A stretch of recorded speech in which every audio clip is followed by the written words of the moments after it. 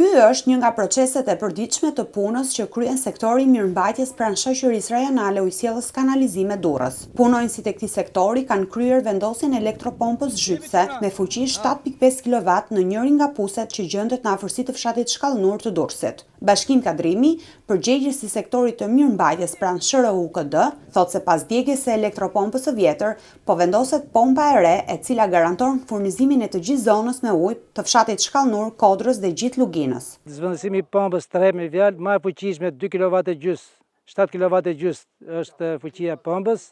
Ndrimi i pompës edhe nga që Shkallënuri nalt ka depon, që ujë ke depo sipër, shpërndan Shkallënurin e vjetër, Kodrën nga krahu bregu detit, Luginën këtu poshtë që jemi ne përballë, edhe pjesën e poshtme, 2 krahët e pjesën e poshtme, marrin ujë me vjalë me këtë pompën këtu. Janë 2 pompa që punojnë, 2 puse funksionojnë këtu.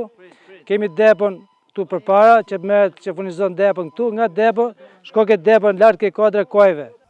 Furnizimi i kësaj zone me ujë realizohet nga 2 puse të cilat e dërgojnë ujin fillimisht në depon me kapacitet 250 m3 dhe më pas uji dërgohet në depon tjetër në Kodër me kapacitet 300 m3. Nga aty nis furnizimi të gjithë zonës nga depoja 300 m3 me rrjedhje të lirë.